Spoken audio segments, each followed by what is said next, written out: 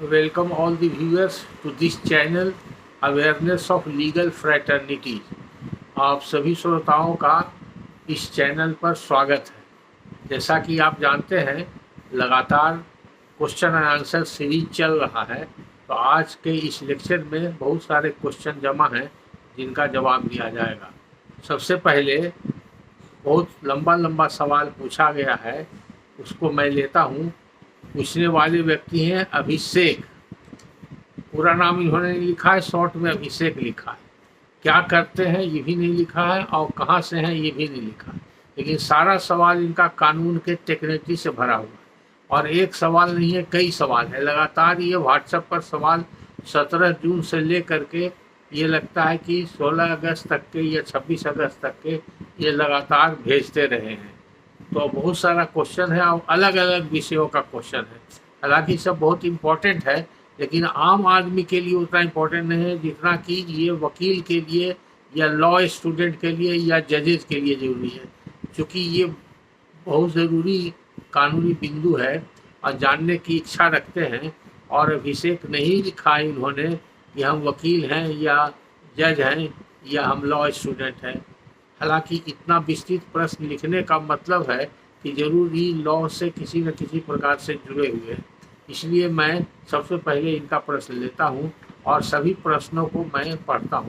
हालांकि मैंने कोशिश किया था जो भी प्रश्न इन्होंने दिया है शॉर्ट में, उसका व्हाट्सएप पर मैंने रिप्लाई भी दिया था। तो इनका प्रश्न जो जैसे इनका व्हाट्सएप पर है उसका प्रिंटेड कॉपी हमने निकाल लिया है और उसको मैं पढ़ रहा हूँ और मैंने जो रिप्लाई दिया है उसको भी पढ़ रहा हूँ, ताकि अभिषेक अच्छी तरह से समझ लें और साथ ही साथ अन्य श्रोता लोग जो भी सुन रहे हैं, क्योंकि ये सब प्रश्न किसी भी श्रोता के मन में आ सकता है, खास करके लॉ स्टूडेंट के मन में या जुडिशियल ऑफिसर के मन में आ सकता है, या उनके सामने कोई ऐसा समस्या आवे जिसमें समाधान निहित हो इस प्रश्न के उत्तर में। इसलिए सभी लोग इसको ध्यान से सुने और समझें।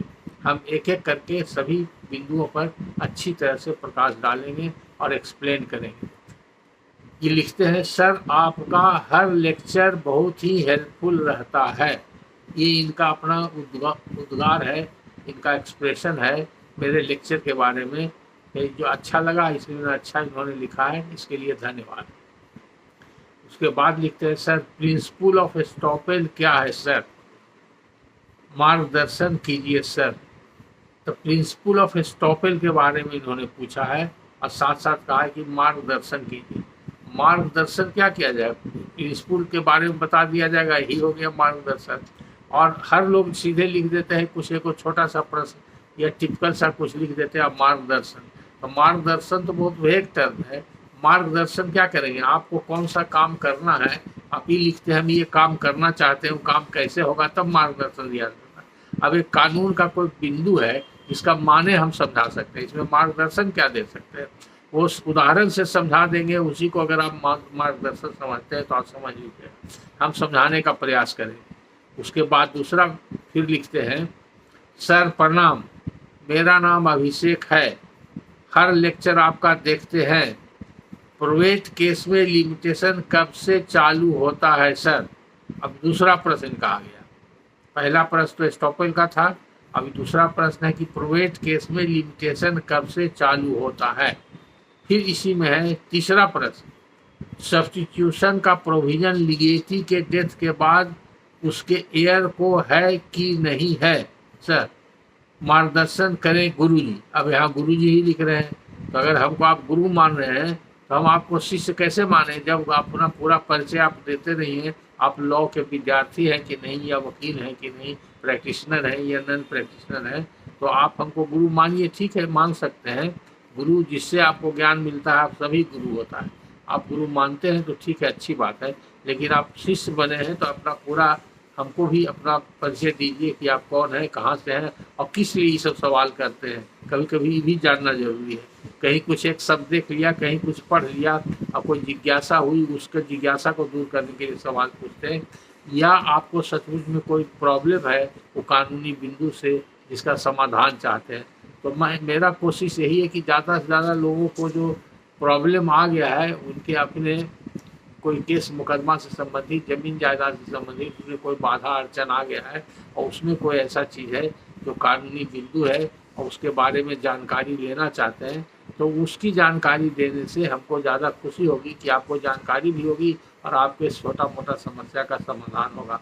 लेकिन जहाँ पर आपका समस्या का समाधान कोर्ट से हो सकता है, केस मुकदमा से हो सकता है, या केस मुकदमा पहले से चल रहा है, तो ऐसे सभी व्यक्तियों को कहते हैं कि आप पहले स्थानीय अधिवक्ता से संपर्क कीजिए, और नहीं तो आप अपने सभी कागजात के साथ समस्या के समाधान हेतु समय लेकर हमसे संपर्क कीजिए। तो जब संपर्क करेंगे तब आपके पास हम आएंगे और संपर्क करने के बाद ही हम आपके समस्या का समाधान कर सकते हैं।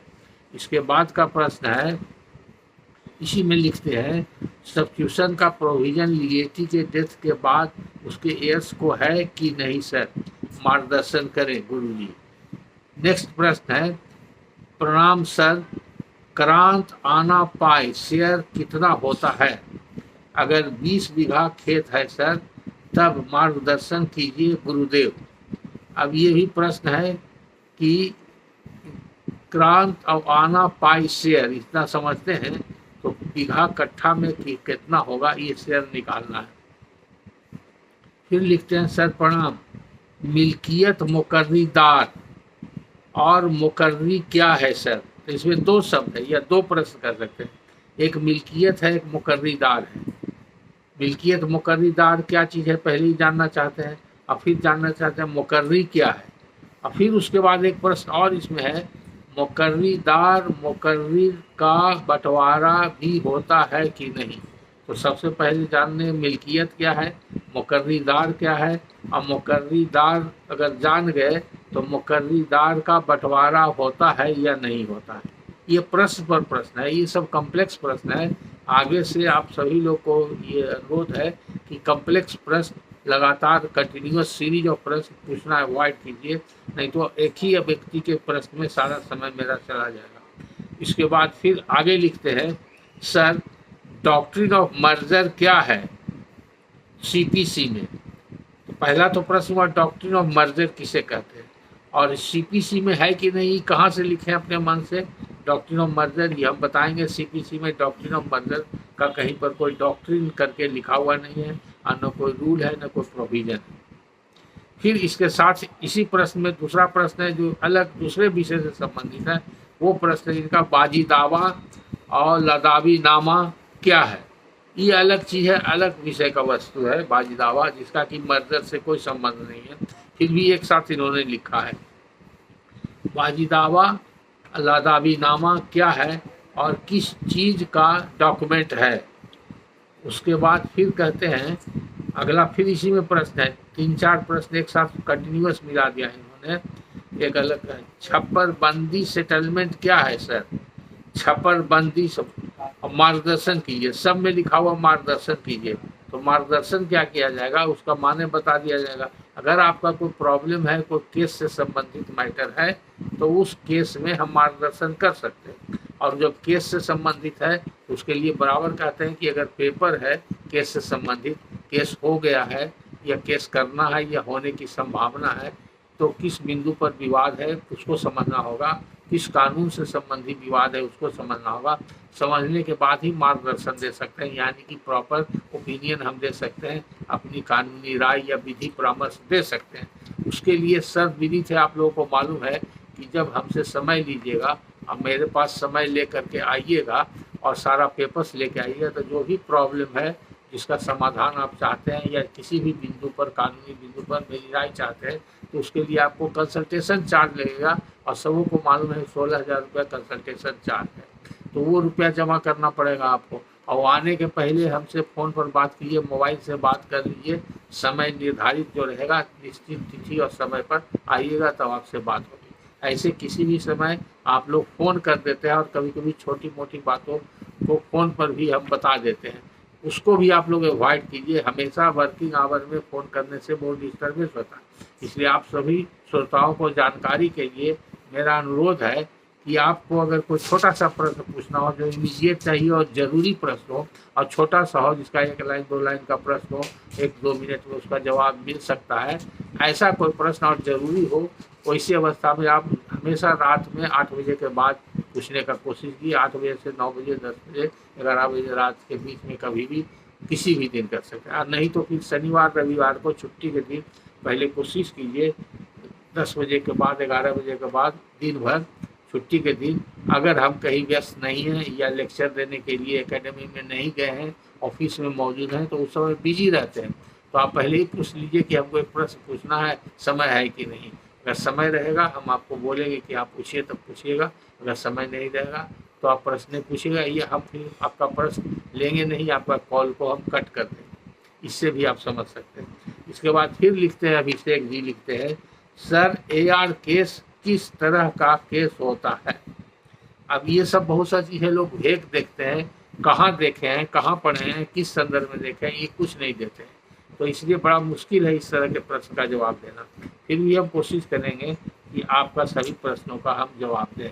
तो ये इतना कॉम्प्लेक्स प्रश्न है अभिषेक जी का, इनका प्रश्न लास्ट प्रश्न यही था। इसलिए अब जो मेरे पास प्रश्न का पिटारा जो आ गया, उसमें अलग अलग मैटर का प्रश्न है। तो जो शुरू होता है आपका स्टॉपेज से होता है, फिर लिमिटेशन से होता है, लिमिटेशन इन प्रोवेट केस, फिर सब्स्टिट्यूशन इन प्रोवेट केस, फिर मिल्कियत, फिर मुकर्रीदार, फिर मुकर्री बंटवारा, और उसके बाद आपका वाजी दावा, लदाबीनामा, छपरबंदी सेटलमेंट, क्रांत, आना, पाई, ये सब मेजरमेंट के बारे में आप कहते हैं क्या चीज़। और इसके अलावे एक प्रश्न और है इनका, तो लगता है कि हम छोड़ रहे हैं, वो है मर्जर के बारे में। और फिर मर्जन के बारे में कहते हैं कि CPC में मर्जन का क्या प्रावधान है। तो आप सुनिए, अभिषेक जी एक एक प्रश्न का उत्तर देते हैं। स्टॉपेल का प्रावधान है इंडियन एविडेंस एक्ट के सेक्शन 115 में। उसका सीधा मतलब है कि कोई व्यक्ति अगर कहीं भी किसी भी रूप से कोई लिखित स्टेटमेंट देता है, या तो किसी केस में देता है, या केस के बाहर किसी डॉक्यूमेंट में लिख करके देता है, या और कोई एप्लीकेशन में देता है, तो वो स्टेटमेंट उसके ऊपर बाइंडिंग होगा। और बाद में अगर वो स्टेटमेंट से वो बदल करके दूसरा स्टेटमेंट देना चाहता है या बदलना चाहता है स्टेटमेंट को, तो कानूनी बाध्यता है, उसको बदल नहीं सकता। अगर बदला हुआ स्टेटमेंट देगा, उसके विपरीत स्टेटमेंट देगा, तो उसको कानून में मान्यता नहीं है। और इसी को कहते हैं डॉक्ट्रिन ऑफ स्टॉपेल। स्टॉपेल का मतलब हुआ कि जो व्यक्ति एक बार कुछ बोल दिया, कुछ एडमिट कर लिया, कुछ स्टेटमेंट दे दिया, कुछ फैक्ट को डिस्क्लोज कर दिया, कोई भी स्टेटमेंट ऑफ फैक्ट है, किसी भी संदर्भ में है, उसके प्रॉपर्टी के बारे में है, उसके पद के बारे में है, उसके सर्विस के बारे में है, उसके रिलेशनशिप के बारे में, उसके फैमिली ट्रेडिशंस के बारे में है, किसी भी चीज़ के बारे में किसी भी तरह का उसका स्टेटमेंट है, वो स्टेटमेंट रिकॉर्डेड होना चाहिए, ऑडियो होना चाहिए, वीडियो होना चाहिए, राइटिंग होना चाहिए, टाइप होना चाहिए, हैंड रिटन होना चाहिए, कहीं भी किसी भी रूप में अगर है, इवन कि वो अगर किसी फोटोग्राफ के रूप में भी है, जैसा कि कार्टून वगैरह में बनाया जाता है, उस तरह का भी लिखा हुआ है, वो भी स्टॉपेल के रूप में इस्तेमाल किया जा सकता है। तो स्टॉपेल का सीधा सीधी कानून हुआ कि हर व्यक्ति कानून में अपने बयान से बंधा हुआ है। ऐसा मर्जी नहीं है कि अभी हमने कहा कि सूरज पूरब में उगता है, और कल जब पूछा जाएगा तो हम कहेंगे नहीं, सूरज पूरब में नहीं उगता है, उसको हम गलत कहा था, सूरज हमेशा से पश्चिम में उगता है। इसी को बोलते हैं कि एक बार जो बयान दिया तो उससे पलट नहीं सकते। तो बयान से नहीं पलटे जिस कानून को बोलते हैं स्टॉपेल, बयान से नहीं पलटना, यानी कि उस पर रोक लगा हुआ है, यानी कि जो व्यक्ति बयान बदलना चाहता है या बदल रहा है, he is stop from changing his previous statement. तो किसी व्यक्ति को कानून में अपना प्रीवियस स्टेटमेंट, पहले का स्टेटमेंट बदलने का अधिकार नहीं।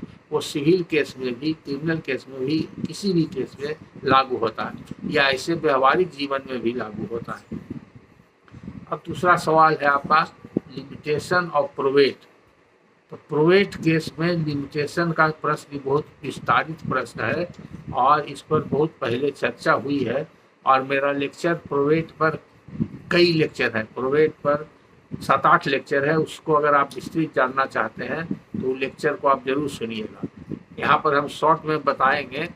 प्रोवेट में लिमिटेशन का पहले कोई अवधारणा नहीं था, Calcutta high court, Patna high court और इंडिया का most part of the northern Indian high courts और ईस्टर्न इंडियन हाई कोर्ट्स, इन लोग का व्यू था कि ये प्रोवेट जो है सूट नहीं है, और प्रोवेट का केस जो होता है ये प्रोसीडिंग है जो पिटीशन से स्टार्ट होता है, इसलिए इसमें लिमिटेशन एक्ट का एप्लीकेशन नहीं है और लिमिटेशन एक्ट के दायरा से बाहर है।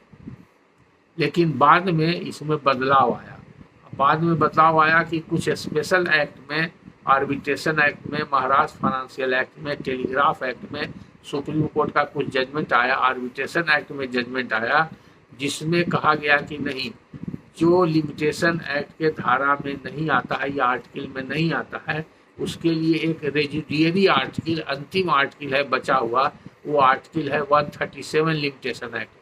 वो कहता है कि पूरे लिमिटेशन एक्ट में किसी काम को करने के लिए अगर कोई लिमिटेशन नहीं फिक्स है, निर्धारित नहीं है, तो ऐसा काम के लिए लास्ट आर्टिकल जो रेजिडियरी आर्टिकल है वो एप्लीकेशन के लिए आर्टिकल 137, और सूट के लिए रेजिडियरी आर्टिकल है 113 113 आर्टिकल। और ऐसा सूट जिसके लिए अलग अलग मुकदमा होता है और अलग अलग सूट के लिए अलग अलग लिमिटेशन एक्ट के आर्टिकल में प्रिस्क्राइब किया हुआ है। आप सभी जानते हैं कि सेक्शन में लिमिटेशन एक्ट का बहुत सारा प्रावधान है कि लिमिटेशन अगर लग गया तो क्या होगा, लिमिटेशन को माफ़ करने के लिए क्या होगा, लिमिटेशन कब एक्सटेंड हो जाता है, कब लागू नहीं होता है, लिमिटेशन एक्सटेंड करने का कहाँ प्रावधान है, ये सब बहुत सारी बातें सेक्शन में लिखी गई है। लेकिन किस काम के लिए कितना लिमिटेशन है, उसके लिए सेक्शन के बाद जो सेकेंड पार्ट है लिमिटेशन एक्ट का, वो सेकेंड पार्ट में आर्टिकल दिया हुआ है और उस आर्टिकल में पीरियड प्रिस्क्राइब है। तो सूट के लिए जितना भी आर्टिकल है उस सब 112 आर्टिकल तक, 1 से लेकर 112 आर्टिकल तक सूट के लिए ख़त्म हो जाता है। तो 113वां आर्टिकल है वो रेजिडियरी आर्टिकल है, वो सूट के लिए अप्लाई करता है। सिविल कोर्ट में जो टाइटल सूट या मनी सूट या अलग अलग मॉर्गेज सूट, जो भी तरह तरह का सूट होता है, जितना तरह का सूट होता है सिविल कोर्ट में मुकदमा होता है, यानी कि दीवानी वाद होता है, उसके लिए लिमिटेशन एक्ट के अलग अलग आर्टिकल में लिमिटेशन प्रिस्क्राइब है, पीरियड दिया हुआ है। अगर किसी ऐसा सूट का पीरियड कहीं नहीं दिया हुआ 1 से लेकर 112 आर्टिकल तक, तो लास्ट आर्टिकल उसका है 113, सूट के लिए लास्ट आर्टिकल है, उसको रेजिडियरी आर्टिकल बोलते हैं। तो 113 में लिखा हुआ वैसा मुकदमा, टाइटल सूट या सिविल सूट, जिसके लिए कहीं भी लिमिटेशन लिखा हुआ नहीं है, नहीं मिल रहा है लिमिटेशन एक्ट में, तो वो 113 आर्टिकल के अंतर्गत आएगा। 113 आर्टिकल में, रेजिडियरी आर्टिकल में 3 साल का लिमिटेशन माना गया है। कब से 3 साल का लिमिटेशन? जब से राइट टू सू एक्रू करता है, उस दिन से 3 साल का जोड़ा जाए।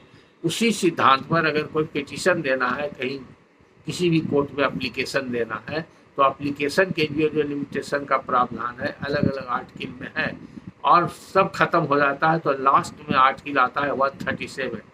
तो आर्टिकल 114 से लेकर के 136 तक जो डिफरेंट पिटीशंस के लिए आर्टिकल बना हुआ है, वो अगर ख़त्म हो गया और उस कैटेगरी में कोई नहीं आता है तो 137 अप्लाई करेगा। तो चूंकि ये प्रोवेट का पिटीशन पर, प्रोवेट पिटीशन पर केस होता है, आई सिविल कोर्ट नहीं है, डिस्ट्रिक्ट जज इसमें या हाई कोर्ट में होता है, तो ये डिजिग्नेटेड अथॉरिटी माना जाता है। स्पेशल एक्ट है, इंडियन सक्सेशन एक्ट 1925 के अंतर्गत ये होता है।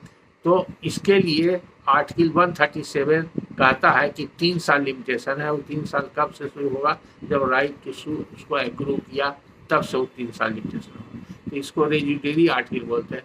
तो चूँकि अलग अलग स्पेशल एक्ट में सुप्रीम कोर्ट का एक जजमेंट आ गया, उसी के आधार पर बाद में सुप्रीम कोर्ट ने एक जजमेंट दिया। वो जजमेंट में कहा कि आर्टिकल 137 प्रोवेट केस में भी अप्लाई करेगा, यानी कि प्रोवेट केस में भी 3 साल का लिमिटेशन होगा। ये पहली बार सुप्रीम कोर्ट के जजमेंट से आया, और उसी सुप्रीम कोर्ट के जजमेंट को बाद में फिर दूसरा सुप्रीम कोर्ट के जजमेंट में फॉलो किया गया। तो आज उसी की मान्यता है, वो जजमेंट अभी तक लागू है। आप सभी जानते हैं जो सुप्रीम कोर्ट का जजमेंट होता है वो लॉ ऑफ द लैंड हो जाता है, वही कानून माना जाता है। तो आज के तारीख में आपका जो सवाल है कि प्रोवेट केस में लिमिटेशन है कि नहीं, तो उसका सीधा जवाब है। लेकिन जो जजमेंट सुप्रीम कोर्ट का है, वो जजमेंट को अगर आप पढ़ेंगे तो आपको ये भी समझ में आएगा कि नहीं है। नहीं है का सीधा मतलब ये है कि उसका एप्लीकेशन और इम्प्लीकेशन समझने की आवश्यकता है। तो पहले ही समझिए कि लिमिटेशन कब लागू होता है। तो लिमिटेशन लागू होता है जब राइट टू सू एक्रू करेगा। तो राइट टू सू कब एक्रू करता है? तो अगर जो व्यक्ति विल लिखा है उसको टेस्टेटर कहते हैं, और टेस्टेटर जो विल लिखा वो मर गया तो उसके मरने के बाद ही प्रोवेट फाइल हो सकता है। प्रोवेट का केस उसके जिंदगी भर वो विल जो होता है मरने के बाद ही, जो आदमी विल लिखता है उसके मरने के बाद ही वो कानून में अमल में आता है, उसका ऑपरेशन शुरू होता है, वो लागू होता है। जब तक वो जिंदा है वो विल में जो बात लिखा हुआ है उसका कोई महत्व नहीं है। इसलिए कि जो व्यक्ति विल लिखता है, यानी कि जो टेस्टेटर है, ऑथर ऑफ द विल है, वो कभी भी उस विल को रिवोक कर सकता है, कैंसिल कर सकता है, उसको वापस ले सकता है, उसको फाड़ सकता है, कैंसिल कर सकता है। तो उसको अधिकार है। इसलिए उसके जीवन काल में, टेस्टेटर के जीवन काल में विल का कोई महत्व नहीं माना जाता है। जब टेस्टेटर मर गया विल छोड़ करके, तो विल ऑपरेटिव हो जाता है, वो ऑपरेशन में आ जाता है। और उसके बाद जिसके पक्ष में विल लिखा गया, यानी कि जो लीगेटी अंडर द विल है, जिसके पक्ष में विल लिखा गया, उसको प्रोवेट केस फाइल करने का अधिकार हो जाता है। या जिस विल में एक्सक्यूटर बहाल हो जाता है उसको प्रोवेट केस फाइल करने का अधिकार होता है। तो उसको जनरल टर्म में आप समझिए, लिमिटेशन के पर्पज से बता रहे हैं कि अगर टेस्टेटर मर जाएगा तो टेस्टेटर के मरने के बाद ही राइट टू सू एक्रू करता है, यानी कि प्रोवेट के लिए एप्लीकेशन देने के लिए राइट होता है किसको? एक्सक्यूटर ऑफ द विल। चूंकि एक सेक्शन बना हुआ है इंडियन सक्सेशन एक्ट 1925 में, सेक्शन 222 है कि प्रोवेट सभी व्यक्ति के द्वारा फाइल नहीं होगा। प्रोवेट फाइल करने का अधिकार एक्सक्यूटर को है। और एक्सक्यूटर कौन होता है? जिसको टेस्टेटर अपने विल में नामित कर देता है कि मेरा एक्सक्यूटर है, या अमुक व्यक्ति को हम एक्सक्यूटर बहाल कर सकते हैं। हो सकता है वो लीगेटी भी हो, उसको विल के जरिए संपत्ति दिया भी गया हो और उसको भी एक्सक्यूटर बना जा सकता है। और ऐसा भी व्यक्ति एक्सक्यूटर हो सकता है जिसको कुछ संपत्ति नहीं दिया है। सपोज करिए कि ए ने विल लिखा तो बी और सी को उसने संपत्ति दिया, यानी कि बी और सी को लीगेटी बना दिया, लेकिन डी को एक्सक्यूटर बना दिया। तो जब डी एक्सक्यूटर है तो बी और सी को प्रोवेट पिटीशन फाइल करने का अधिकार नहीं है। जो एक्सक्यूटर है वो डी को ही प्रोवेट पिटीशन फाइल करने का अधिकार है। इसलिए सेक्शन 222 कहता है कि probate shall be filed by the executor appointed under the will. Executor appoint करने का अधिकार टेस्टेटर को ही है और बिल के जरिए ही उसको अपॉइंट होना चाहिए। उसके लिए कोई अलग से डॉक्यूमेंट बनाने की जरूरत नहीं है। तो अगर ऐसा है तभी होगा। इसीलिए जब प्रोवेट का पिटीशन फाइल होता है सेक्शन 276 इंडियन सक्सेशन एक्ट में, तो वो प्रोवेट पिटीशन में ये लिखना पड़ता है कि पिटिशनर है जो नेम्ड एक्सक्यूटर इन द विल है, उसकी वजह है सेक्शन 222। तब इसका पहला सवाल ही हुआ कि अगर प्रोवेट पिटीशन फाइल करेगा तो एक्सक्यूटर करेगा। दूसरा सवाल ही हुआ कि अगर एक्सक्यूटर नहीं है तो लीगेटी कौन सा पिटीशन करेगा? तो लीगेटी जो फाइल करेगा पिटीशन वो करेगा लेटर ऑफ एडमिनिस्ट्रेशन। तो दोनों में कोई खास फर्क नहीं है। एक्सक्यूटर जो फाइल करता है वो प्रोवेट कहलाता है और लीगेटी जो फाइल करता है वो लेटर ऑफ एडमिशन कहता है। लेकिन दोनों का कानूनी महत्व एक ही है, दोनों का मतलब एक ही है कि विल की सत्यता और उसकी वैधानिकता या legality and validity and genuineness and correctness of will is prove. तो एक तरह से कोर्ट का वो मोहर लग जाता है, एक प्रमाण पत्र मिल जाता है कि विल है जो वैलिड है, जेन्युइन है और लीगल और इन्फोर्सेबल है, या तो प्रोवेट के शेप में हो या लेटर ऑफ एडमिनिस्ट्रेशन शेप में। फर्क इतना ही है कि अगर नेम्ड एक्सक्यूटर है वो फाइल करेगा तो प्रोवेट होगा, अगर नेम्ड एक्सक्यूटर नहीं है सिर्फ लीगेटी है तो लीगेटी जो फाइल करेगा तो वो होगा लेटर ऑफ एडमिनिस्ट्रेशन होगा। तो दोनों के लिए लिमिटेशन है। तो लिमिटेशन शुरू होगा 3 साल कहाँ से? जिस दिन टेस्टेटर मर गया उस दिन से 3 साल के अंदर फाइल करना चाहिए। लेकिन जो सुप्रीम कोर्ट का जजमेंट है उसको पढ़ने से ही पता चलता है कि ये कंटिन्यूअस राइट है, राइट टू सू कंटिन्यू करते रहता है।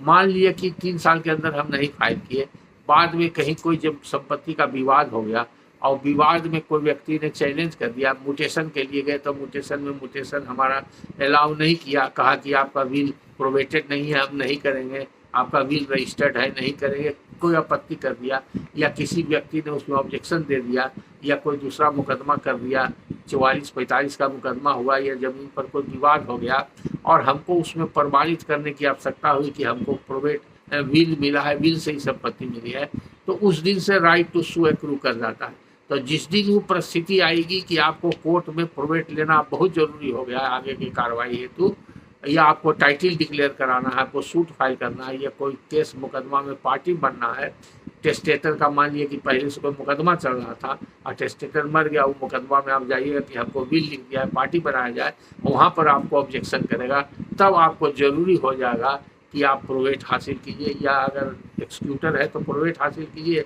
अगर लीगेटी है, एक्सक्यूटर नहीं है तो आप लेटर ऑफ एडमिनिस्ट्रेशन हासिल कीजिए, तब आपको रियली में राइट टू सू उस दिन एक्रू करता है। फर्स्ट एक्रू किया आपको जिस दिन टेस्टेटर का डेथ हो गया, लेकिन अगर उस समय 3 साल पार हो गया, उसके बाद सेकंड आपका चूंकि कंटिन्यूअस राइट है, ये कंटिन्यू करते रहता है, ये खत्म नहीं होता है, कंटिन्यूटी इसका बरकरार रहता है। तो अगर इस कंटिन्यूटी को देखें तो ऐसे ऐसे घटनाक्रम हो सकता है या होने की संभावना है कि राइट कभी खत्म नहीं होगा। अगर इसको देखा जाएगा तो लिमिटेशन कभी भी नहीं लगेगा। जब कंटिन्यूटी ऑफ राइट रहेगा, ये कंटिन्यूअस रॉन्ग होते रहेगा, तो राइट आपका एक्रू करते रहेगा। तो ऐसी स्थिति में आप जब भी 3 साल 4 साल के बाद 5 साल के बाद ऐसी स्थिति आएगी, तब आप प्रोवेट के लिए अप्लाई कर सकते हैं अगर एक्सक्यूटर है। अगर एक्सक्यूटर नहीं है, लीगेटी है, तो आप सब अपना अप्लाई करिएगा लेटर ऑफ एडमिनिस्ट्रेशन के लिए। तो मिला के पढ़ने के लिए और समझने के लिए मोटे तौर पर ये है कि प्रोवेट या लेटर ऑफ एडमिनिस्ट्रेशन दोनों के लिए आर्टिकल 137 जो रेजिड्यूरी आर्टिकल है, जनरल लिमिटेशन 3 साल है, और वो 3 साल शुरू होता है टेस्टेटर के डेथ से जोड़ा जाएगा 3 साल के अंदर। अगर ये कंटिन्यू करता है बाद में दूसरे घटनाक्रम के अनुसार से, तो कंटिन्यूअस राइट से वो 3 साल का पीरियड उस दिन से फिर 3 साल होगा, तो ये बढ़ते रहेगा। इसलिए दोनों को जैसी परिस्थिति रहेगी आप इस्तेमाल कर सकते हैं।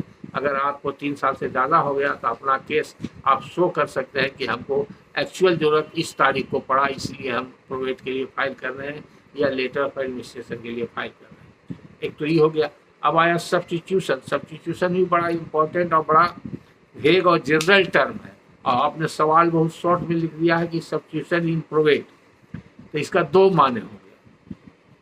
पहला तो माने हुआ कि अगर प्रोवेट पिटीशन कोई पेंडिंग है और जो प्रोवेट का पिटीशन फाइल किया है वो व्यक्ति मर गया, तो उसका सब्स्टिट्यूशन होगा कि नहीं होगा, ये आपका अगर प्रश्न है तो उसका सीधा आंसर है कि उसमें सब्स्टिट्यूशन नहीं होगा। क्यों नहीं होगा? क्योंकि प्रोवेट जब होता है सेक्शन 222 के हिसाब से, जो नेम्ड एक्सक्यूटर है यानी कि अपॉइंटेड एक्सक्यूटर है, जिसको टेस्टेटर ने अपने विल का एक्सक्यूटर यानी कि निष्पादक बना दिया। एक्सक्यूटर का माने होता है कि टेस्टेटर के इच्छा के मुताबिक उसके ज़मीन के मैनेजमेंट का, उसके बंटवारा का, उसके वितरण का, उसके इंतज़ाम का, जो भी उसमें दिशा निर्देश दिया गया उसका वो पालन करे, उसी के हिसाब से काम करे। तो जिस व्यक्ति को ये ऐसा अधिकार दिया गया विल के जरिए, उसी को एक्सक्यूटर बोलते हैं। One who execute the last will and desire of the testator. जो विल और डिजायर है टेस्टेटर का, उसको जो एक्सक्यूट करे, उसका संपादन करे, उसको काम में लावे, उसका कार्यान्वित करे। जो कार्यान्वित करने वाला व्यक्ति को एक्सक्यूटर कहा जाता है। तो अगर एक्सक्यूटर मर गया तो दूसरा एक्सक्यूटर तो कोई है नहीं, तो एक्सक्यूटर के बाल बच्चा तो एक्सक्यूटर होगा नहीं, उसके वारिस तो कोई होगा नहीं उसमें सब्स्टिट्यूशन, इसलिए वो सब्स्टिट्यूशन नहीं होगा। वैसी स्थिति में क्या होगा, वो एक प्रोवेट पिटीशन अपने आप मुर्दा हो जाएगा, वो खत्म हो जाएगा। तब उसके बाद क्या होगा, चैप्टर क्लोज हो गया तो नहीं। उसमें अगर टेस्टेटर एक्सक्यूटर मर गया, टेस्टेटर मर गया तो एक्सक्यूटर को अधिकार था, प्रोवेट फाइल कर दिया। अब एक्सक्यूटर भी मर गया तो लीगेटी तो बच रहा है, जिसको जमीन जायदाद बिल के जरिए दिया गया, उसमें से कोई लीगेटी फिर दोबारा केस फाइल करेगा। वो केस फाइल करेगा, उसमें फिर अगर 3 साल से ज़्यादा हो गया तो यही लिखेगा कि पहले एक्सक्यूटर ने प्रोवेट केस फाइल किया था और प्रोवेट के दौरान उनकी मृत्यु अमृत तारीख हो गई, उसके बाद रिकॉर्ड है जो ड्रॉप हो गया, वो रिकॉर्ड भी मुर्दा हो गया, केस ख़त्म हो गया। तब हमको ज़रूरत पड़ा है, अब हम फाइल कर रहे हैं।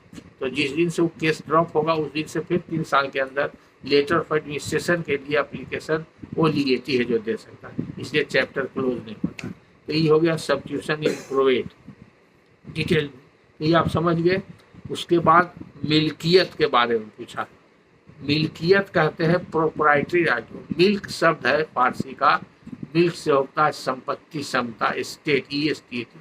तो मिल्कियत हो गया जो जमींदार को जो जमींदारी राइट था, उसको अंग्रेजी में बोलते हैं प्रोप्राइटरी राइट, उसी को मिल्कियत बोलते हैं। वो जैसे जमीन जायदाद है, खेत दुकान मकान है, वो एक प्रॉपर्टी है, उसको हम खरीद सकते हैं, कब्जा कर सकते हैं, बेच सकते हैं, इजारा पट्टा कर सकते हैं। उसी तरह से जमींदार को जो जमींदारी का राइट था उसको बेच सकता है, और कोई व्यक्ति उसको खरीद सकता है, उसको इजारा पट्टा कर सकता है, तो वो उसको प्रोप्राइटरी राइट बोलते हैं।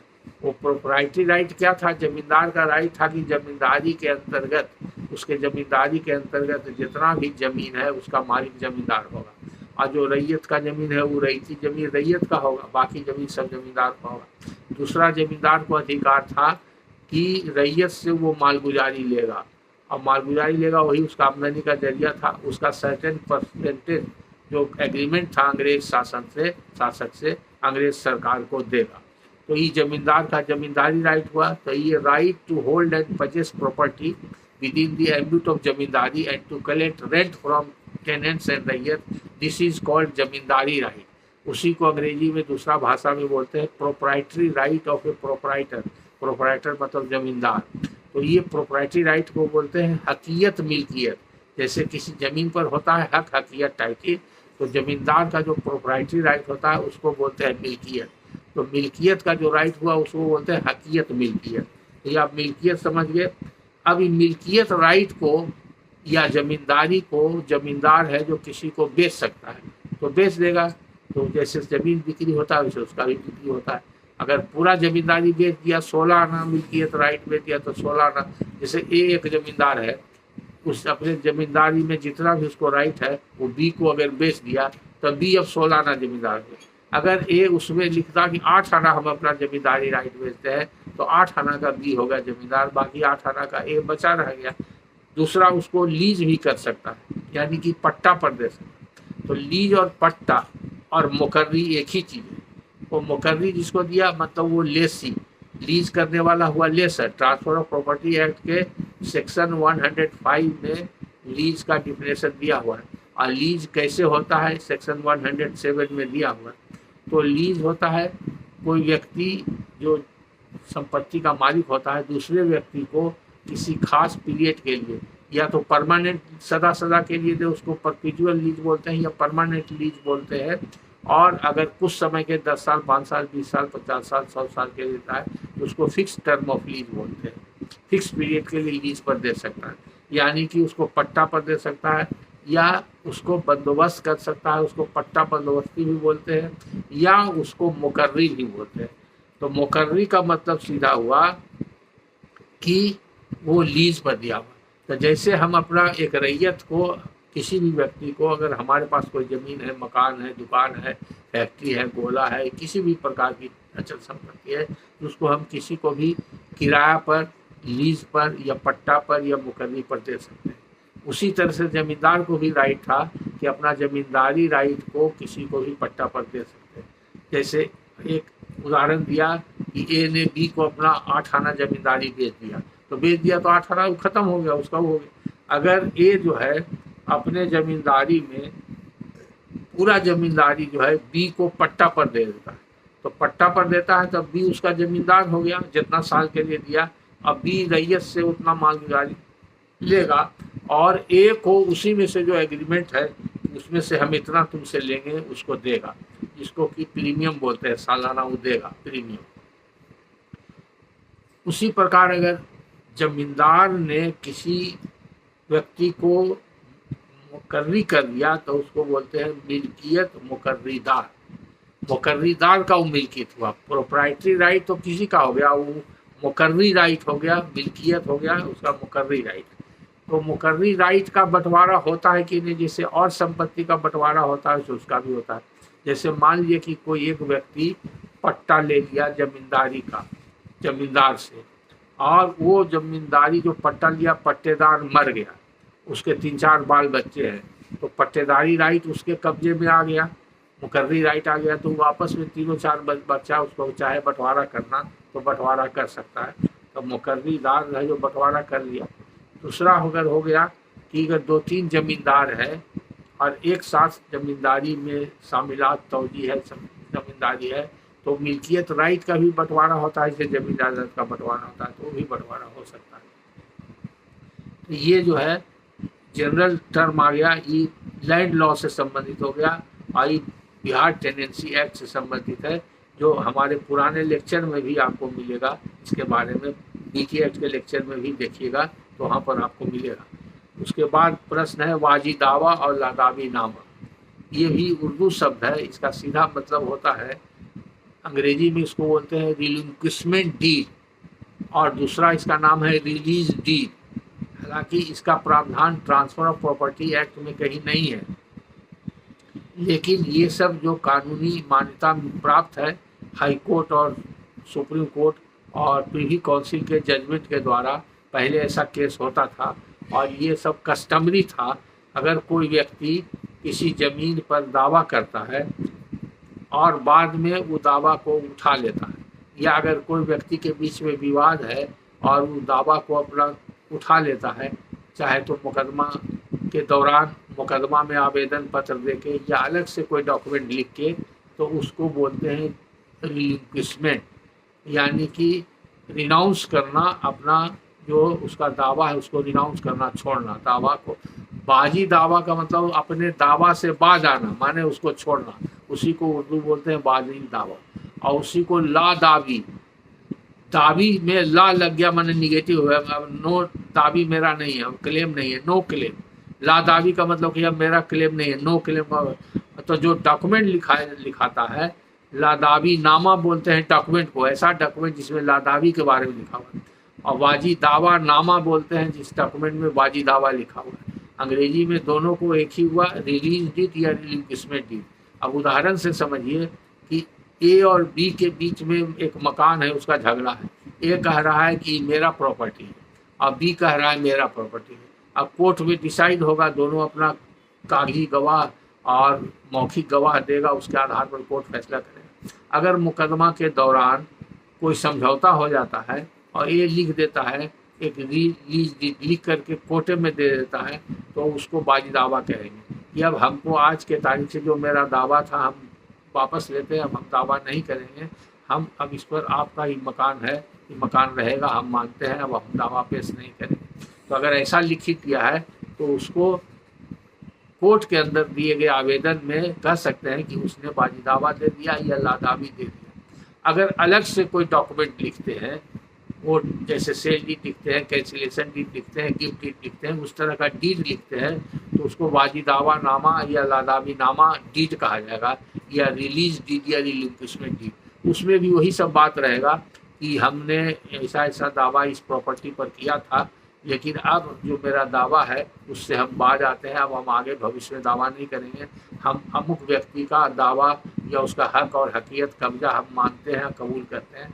आज के तारीख से मेरा कोई कब्जा दखल नहीं रहा और न हम कब्जा दखल करेंगे न दावा करेंगे। इस तरह का लिखा हुआ है तो उसको बाजी दावा कहते हैं। तब इसका हुआ, किसको बाजी दावा कहते हैं समझिए। अब इसका कानूनी पहलू समझिए, इसलिए बहुत लोगों को भ्रांति है, अब बाजी दावा पर बहुत विवाद खड़ा कर देते हैं लोग।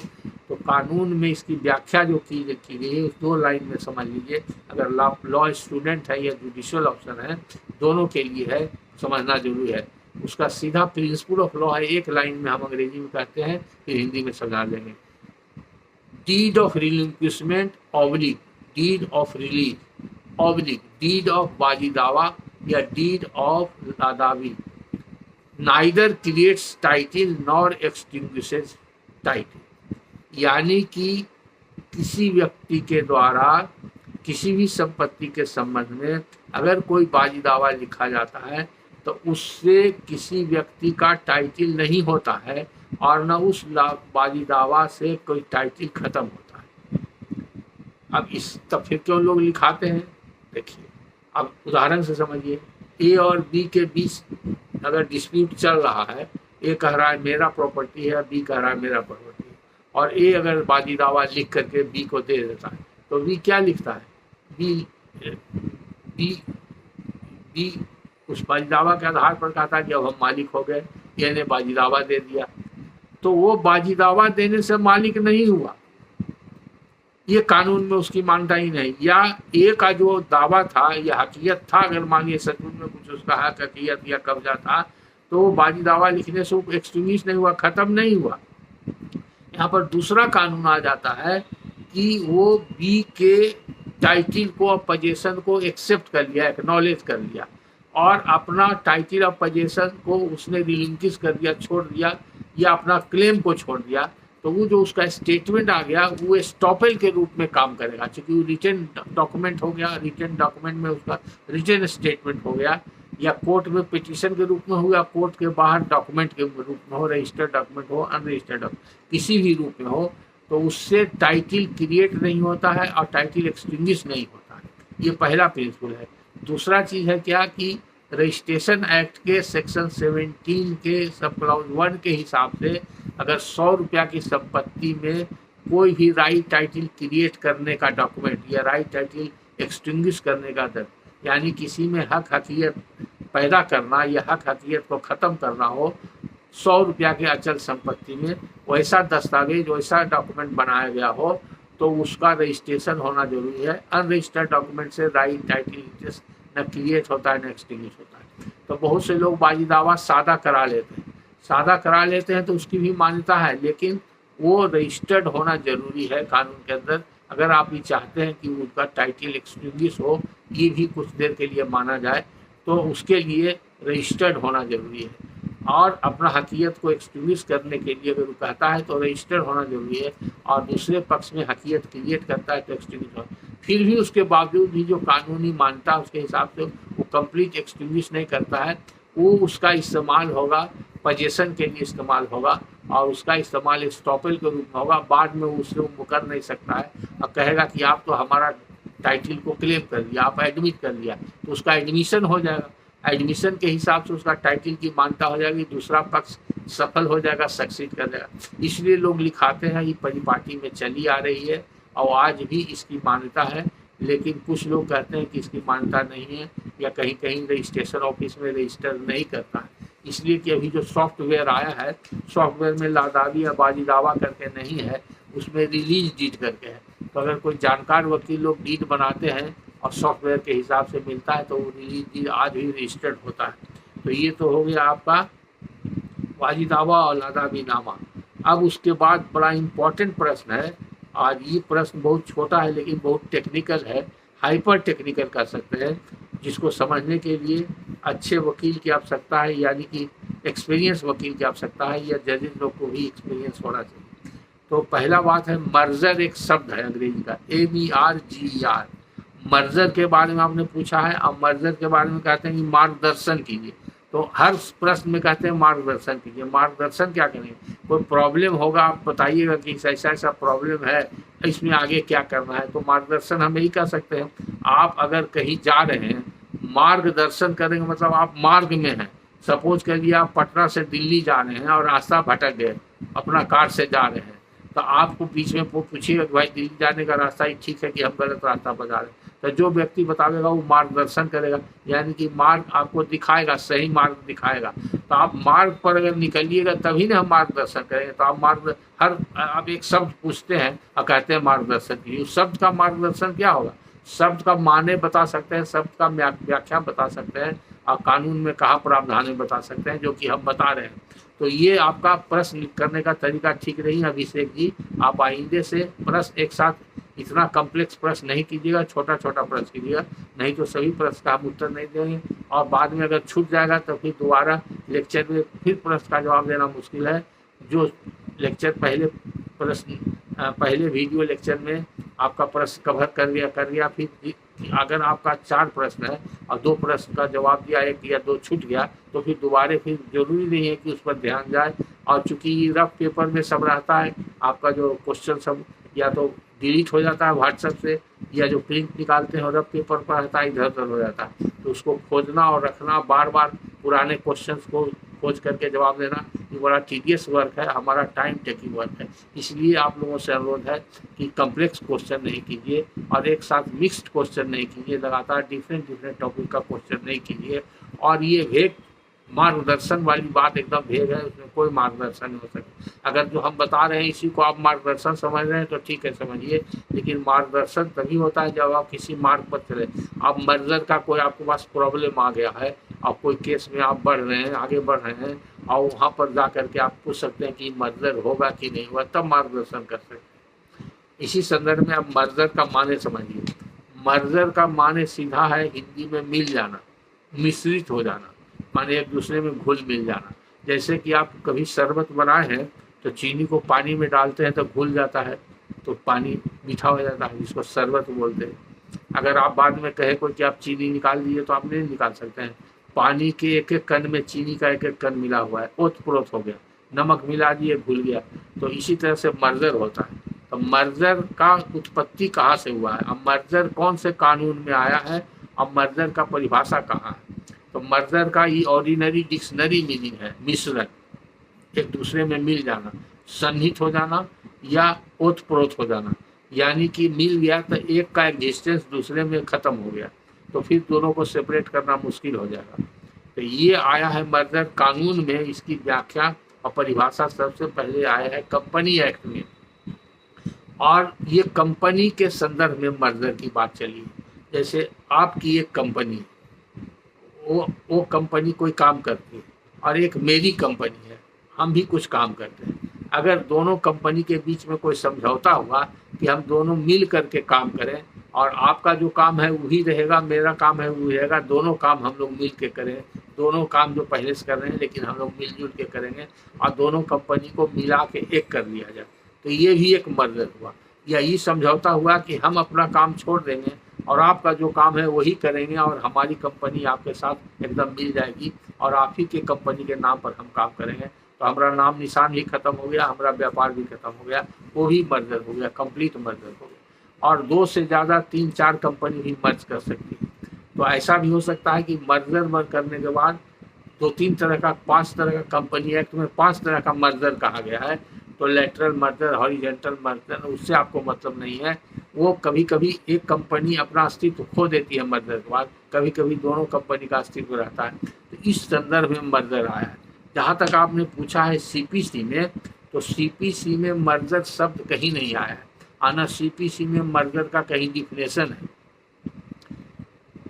तो मर्जर का क्यों जरूरत पड़ा, यहाँ पर कैसे आया, तो मर्जर का उल्लेख आता है संविधान में आर्टिकल 136 में आता है, और आर्टिकल 136 के हिसाब से जो सिद्धांत पर उत्पन्न हुआ है उसके हिसाब से कहते हैं कि नीचे के कोर्ट का ऑर्डर अगर ऊपर के कोर्ट के ऑर्डर में मिल जाता है, मर जाता है, यानी कि वही ऑर्डर फाइनल होता है। जैसे उदाहरण से समझिए कि मुंसिफ कोर्ट ने एक मुकदमा में आदेश किया, उसका अपील हुआ डिस्ट्रिक्ट जज के यहाँ, अब डिस्ट्रिक्ट जज ने उससे उल्टा आदेश कर दिया, तो 2 आदेश हो गया।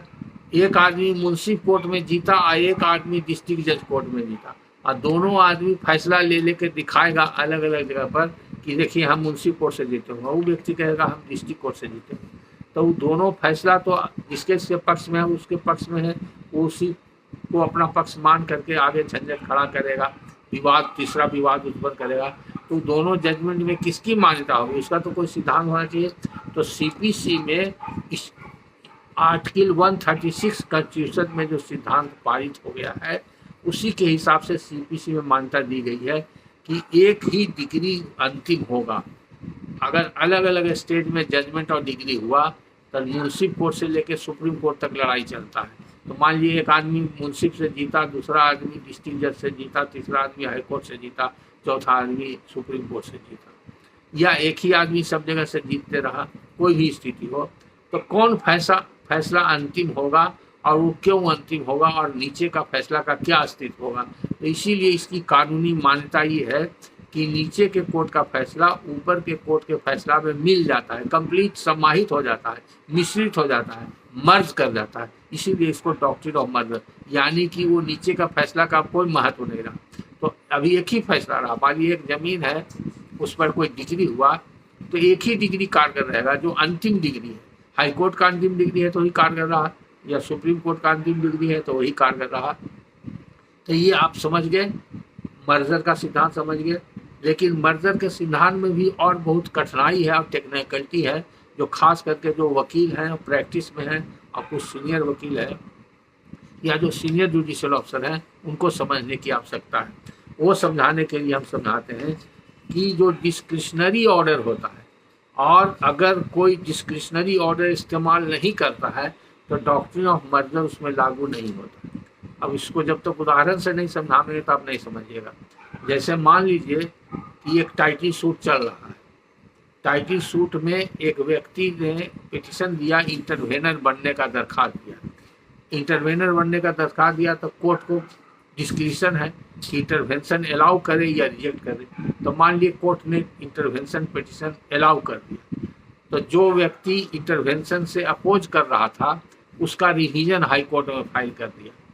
हाई कोर्ट में रिवीजन फाइल कर दिया और कहा कि नीचे का कोर्ट का ऑर्डर गलत है, और रिवीजन में उसको सुधार कर दिया। तो हाई कोर्ट ने उस रिवीजन पिटीशन को ही डिसमिस कर दिया। अपना जो उसका डिस्क्रिशन था रिवाइज करने का, हाई कोर्ट को कानूनी टेक्निकल डिस्क्रिशन है, उसको इस्तेमाल नहीं किया। कहा कि रिवीजन में कोई मेरिट नहीं है, डिसमिस कर दिया। यानी कि फैक्ट्स में डिटेल में नहीं गया और उस पर कोई अपना फाइंडिंग नहीं दिया, बिना फैक्ट के फाइंडिंग दिए हुए टेक्निकल ग्राउंड पर रिवीजन को डिसमिस कर दिया। यानी कि high court has refuse to exercise its revisional jurisdiction, जो डिस्क्रिशनरी जुडिक्शन है उसको रिफ्यूज कर दिया। तो वो ऑर्डर नीचे कोर्ट का हाई कोर्ट के ऑर्डर में मर्ज नहीं किया, तो ये नहीं माना जाएगा कि ऑर्डर हाई कोर्ट का है, तो माना जाएगा लोअर कोर्ट का ऑर्डर है। और रिविजनल ऑर्डर दिखा करके वो कहीं नहीं कर सकता कि हाई कोर्ट का ऑर्डर। लेकिन अगर वही हाई कोर्ट रिवीजन में उस ऑर्डर को एग्जामिन करता और फैक्ट को एग्जामिन करता और उसके बाद उस ऑर्डर को सेट असाइड कर देता, तो नीचे का ऑर्डर हाई कोर्ट या उसमें चेंज कर देता, मॉडिफाई कर देता, तो कहा जाता कि the order passed by the trial court has merge into the order of high court. तो ये डॉक्ट्रिन ऑफ मर्जर अप्लाई करेगा। उसी तरह से सुप्रीम कोर्ट के जजमेंट में खास तौर पर आता है कि सुप्रीम कोर्ट में कोई भी अपील फाइल करने के पहले सिविल या क्रिमिनल डायरेक्ट अपील फाइल करने का अधिकार किसी व्यक्ति को नहीं है। तो वहाँ पर फाइल करने के पहले अनुमति आज का दी जाती है, उसको बोलते हैं लीव पिटीशन। सिविल में रहता है या क्रिमिनल में, दोनों में स्पेशल लीव पिटीशन बोलते हैं। SLP पहले पिटीशन फाइल होता है। जब कोर्ट समझता है कि इसमें मेरिट है, कानूनी बिंदु के हिसाब से कोई मेरिट है, तब सुप्रीम कोर्ट अनुमति देता है, SLP को अलाउ करता है। SLP जब अलाउ होगा तब वो अपील बनता है या अपील फाइल होता है या अपील में कन्वर्ट होता है। दोनों तरीका है। तो अगर मान लिया कि कोई हाई कोर्ट से हमारे पक्ष में ऑर्डर हो गया और उस हमारे पक्ष में जो ऑर्डर हुआ आप हार गए और आप उस ऑर्डर के खिलाफ सुप्रीम कोर्ट गए, SLP फाइल किया, सुप्रीम कोर्ट ने आपका SLP डिसमिस कर दिया। एक लाइन में सीधे लिख दिया SLP इज नॉट मेंटेन, या लिख दिया SLP डिसमिस, या लिख दिया हर्ड डिसमिस, कोई फैक्ट्स में नहीं गया, तो वो माना जाएगा कि हाई कोर्ट का फाइनल ऑर्डर है, सुप्रीम कोर्ट का ऑर्डर नहीं है। हम ही नहीं दिखा सकते हैं कहीं कि सुप्रीम कोर्ट के ऑर्डर में मर्ज कर। लेकिन अगर सुप्रीम कोर्ट SLP में अपना कुछ फैक्ट्स देखा, कुछ रीजन देखा, कुछ रीजन लिखा, 2-4 लाइन का ऑर्डर कर दिया, तब डॉक्ट्रिन ऑफ मर्जर लागू हो जाएगा। अगर फाइनल जजमेंट हुआ तो प्योर मर्जर का क्वेश्चन होता है। तो मर्जर का क्वेश्चन हाइपर टेक्निकल है। आर्टिकल 136 कॉन्स्टिट्यूशन ऑफ इंडिया के हिसाब से जहाँ पर डिस्क्रिशनरी रिलीफ है, वहाँ डिस्क्रिशनरी रिलीफ अगर रिफ्यूज हो जाता है तो डॉक्ट्रिन ऑफ मर्जर लागू नहीं होता है। जहाँ पर रिविजनल जुडिक्शन है और अपलेट जुडिक्शन है, तो फाइनल कोर्ट जो है रिविजनल जुडिक्शन का या अपलेट जुडिक्शन का, वो ऑर्डर को अगर अपहेल्ड कर देता है, इस ऑर्डर को रिवर्स कर देता है, या ऑर्डर को सेट असाइड कर देता है, या ऑर्डर को मॉडिफाई कर देता है, या तो ऑर्डर रिवर्स हो जाना चाहिए, या मॉडिफाई होना चाहिए, या सुपरसीड होना चाहिए। और फैक्ट्स में रीजन्स में जा कर के अगर ऐसा होता है तब वो डॉक्ट्रिन ऑफ मर्जर कहलाता है। तो अंतिम ऑर्डर जो अंतिम कोर्ट है उसी का माना जाएगा, चाहे वो रिविजनल जुडिक्शन में हो, या फर्स्ट अपलेट जुडिक्शन हो, या सेकेंड अपलेट जुडिक्शन हो, या फाइनल सुप्रीम कोर्ट का फाइनल एक अपलेट जुडिक्शन अलग है। क्योंकि हाई कोर्ट में सेकेंड अपील होता है, सेकेंड अपील के बाद थर्ड अपील करके कोई सिविल में चीज़ नहीं है, लेकिन थर्ड अपील वहाँ जो होता है उसका सुप्रीम कोर्ट का अलग एक्स्ट्राऑर्डिनरी जुरिडिक्शन है, सुप्रीम कोर्ट रूल्स है, उसके मुताबिक वहाँ फाइल होता है। Enlargement of appellate jurisdiction of supreme court act है, उस एक्ट के तहत वो वहाँ पर फाइल होता है। तो ये आप समझ गए अभी से कि आपके सभी प्रश्नों का उत्तर दे दिया। अब लास्ट प्रश्न है, 2 प्रश्न है। ये भी आपका प्रश्न वेग है, अगर आप ये लिखते कि कहाँ पढ़े हैं या किस संदर्भ में देखे हैं तो हम ज़्यादा एक्सप्लेन कर सकते थे। और अगर अब इस प्रश्न का उत्तर आप समझते हैं कि संपूर्ण नहीं हुआ या आपको सेटिस्फेक्शन नहीं हुआ, तो फिर हम दोबारे आपको परमिट करते हैं कि आप 2 प्रश्न को फिर से पूछेगा, लेकिन अभी हम उसका उत्तर दे रहे हैं। पहला प्रश्न जो छूट रहा है वो छपरबंदी सेटलमेंट, और दूसरा प्रश्न है AR केस। ये दोनों किस संदर्भ में आप पूछे हैं और कहाँ देखे हैं, किसी कागज में पढ़े हैं, किसी फैसला में पढ़े हैं, किसी डॉक्यूमेंट में पढ़े हैं, किस संदर्भ में आप किसी किताब में पढ़े हैं, कहाँ से आपके दिमाग में आया, या आपका कल्पना से कर रहे हैं, जरूर कहीं देखे होंगे या किसी से सुने होंगे, तो किस संदर्भ में, तो उसको हम समझ सकते हैं। जहाँ तक हमारी जानकारी है, कहीं कहीं इलाके में बिहार प्रांत में अलग अलग शब्द इस्तेमाल होता है अलग अलग काम के लिए। जैसा कि आपको बंटवारा के बारे में समझाए थे पार्टीशन बारे में, कहीं पर बोलते हैं अखौटा बोलते हैं, कहीं पर कोर्रा बंटवारा बोलते हैं, कहीं पर दाजबंदी बोलते हैं, कहीं पर फटबंदी बोलते हैं, कहीं पर यादाश्त बोलते हैं। इसी तरह का ये छपड़बंदी जो है, कोई लोकल लैंग्वेज कहीं पर किस इलाके से आप आते हैं, तो आप लिखे नहीं है, आप क्या करते हैं भी नहीं लिखे हैं, तो किस लोकल कहाँ पर किस डॉक्यूमेंट में किस डिस्ट्रिक्ट का किस सबडिवीजन का ये छपड़बंदी है। अब जो ऑर्डिनरी डिक्शनरी मीनिंग है उसके आधार पर हम समझाते हैं। छप्पर आप समझते हैं, छप्पर रूफ को कहते हैं, वैसे फूस का भी छप्पर होता है, खपड़ैल भी छप्पर होता है, और एक छत होता है। छत जो होता है ईंट का होता है, ईंट और सीमेंट का जो बनता है, पहले कड़ी और सहतीर पर उसको छत बोलते हैं। आजकल RCC कंक्रीट का बनता है, रॉड सीमेंट और कंक्रीट तीनों मिला करके उसको RCC बोलते हैं। तो इसको छप्पर नहीं बोलते, इसको छत बोलते हैं। तो किसी भी मकान का जो ऊपरी हिस्सा जो ढका जाता है 2 ही तरह का होता है, वो छप्पर कहलाया या एक छत कहलाया। तो छप्पर पहले खपड़ पोष होता था, यानी खपड़ा से हुआ, तो खपड़ा से जो छाया हुआ है खपड़े पोष कहा गया।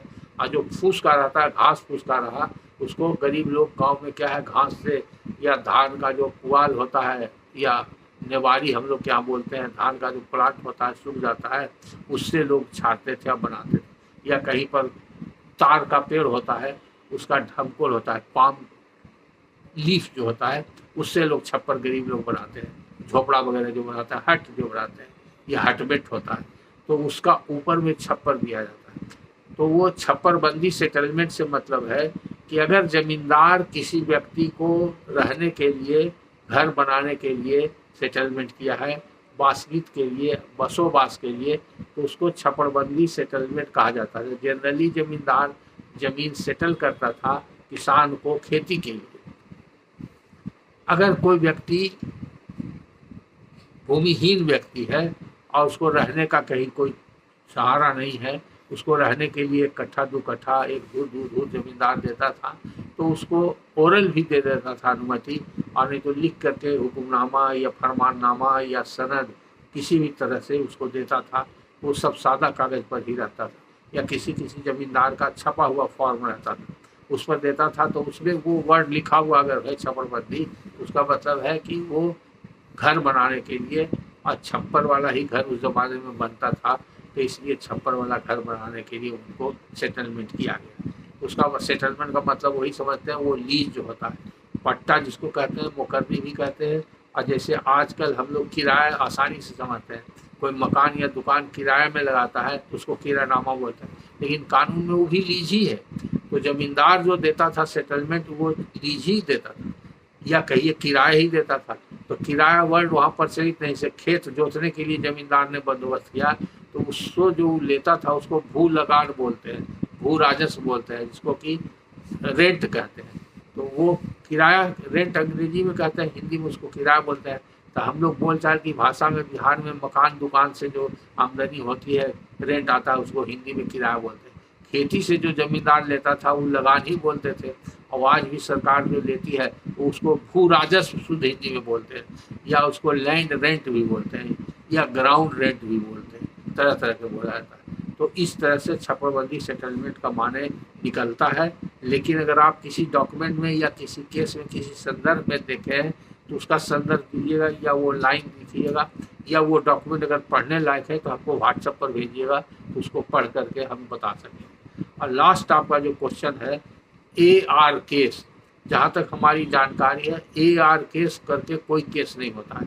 न सिविल में कोई AR केस होता है, न क्रिमिनल में AR केस होता है, न रेवेन्यू में कोई AR केस होता है, न सेल टैक्स में होता है और न इनकम टैक्स में कोई AR केस होता है, न लेबर लॉ में कोई AR केस होता है। तो कितना तरह का केस यहाँ होता है, कहीं पर AR केस हमको आज तक देखने को नहीं मिला है।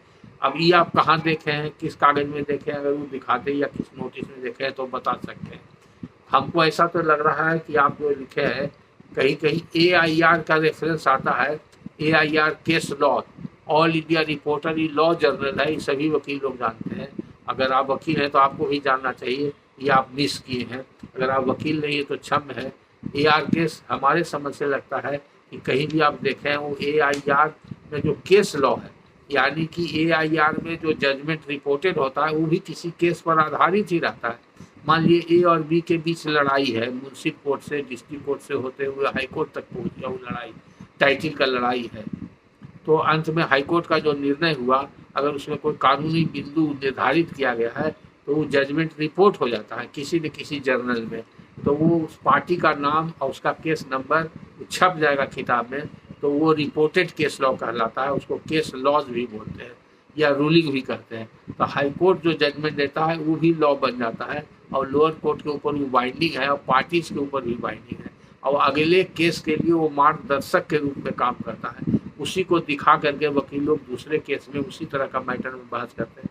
तो हमारे समझ से AIR केस लॉ के बारे में अगर कह रहे हैं तो उसका मतलब यही है। अगर AR आपका कहीं पढ़े हैं तो उसके बारे में आप विवरण दीजिएगा, तब आपको हम बताएंगे। तो ये सभी अभिषेक जी का प्रश्न समाप्त हो जाता है। अब इसके बाद का प्रश्न है इंजीनियर उपेंद्र यादव, ये कहाँ से लिखते हैं, इन्होंने अपना नहीं लिखा है और चूंकि नाम के पहले इंजीनियर लगा दिया गया, इससे पता चलता है कि इंजीनियर है। इनका क्वेश्चन हम पढ़ते हैं जो इन्होंने व्हाट्सएप पर लिखा है। Hello sir, good afternoon. I want to purchase a plot which is under the bakasht category and rasid is up to date till financial year 2021-22। Can I purchase? फिर कहते हैं is there any issue while mutation? Sir please guide me. सब लोग guide कहते हैं, ठीक है, इनका गाइड यहाँ पर करना ठीक है, इनका मार्गदर्शन ठीक है, क्योंकि एक प्रॉब्लम इन्होंने रखा है। अगर प्रॉब्लम रखा है तो उस प्रॉब्लम को निराकरण के लिए हम गाइड कर सकते हैं। तो उपेंद्र यादव जी सुनिए, आप जमीन खरीदना चाहते हैं जो बकास्त कैटेगरी का है, ठीक है। फिर आप लिखते हैं रसीद is up to date till 21-22। इससे ये पता चलता है कि जो व्यक्ति आपको ज़मीन बेच रहा है उसका अप टू डेट रसीद कट रहा है। जब अप टू डेट रसीद कर रहा है तो जो वंस अपॉन ए टाइम वो बकाया ज़मीन था वो रहती ज़मीन हो गया। तो उस व्यक्ति से आप जानकारी प्राप्त कीजिए कि वो बकास्त का सेटलमेंट कब किसने लिया, उसने लिया, उसके पिता ने लिया, उसके दादा ने लिया, या कोई थर्ड व्यक्ति लिया था, उससे उसने कैसे खरीद किया, कैसे हासिल किया। तो इसको बोलते हैं चेन ऑफ टाइटिल। बकास जमीन कैडेस्ट्रल सर्वे में लिखा गया है जो 1908, 9, 10 में हुआ होगा, और अगर नॉर्थ बिहार में बेतिया साइड, गोपालगंज साइड इस सब में हुआ है तो 1894 में कैडेस्ट्रल सर्वे हुआ है। तो उस समय बकास लिखा हुआ है, 100 साल हो गया या 100 साल के आसपास हो गया या ज़्यादा हो गया, तो उस बकास का कैरेक्टर अब बकास नहीं रहा, तो बाई लैप्स ऑफ टाइम उस सेटलमेंट के बाद वो रईती हो गया।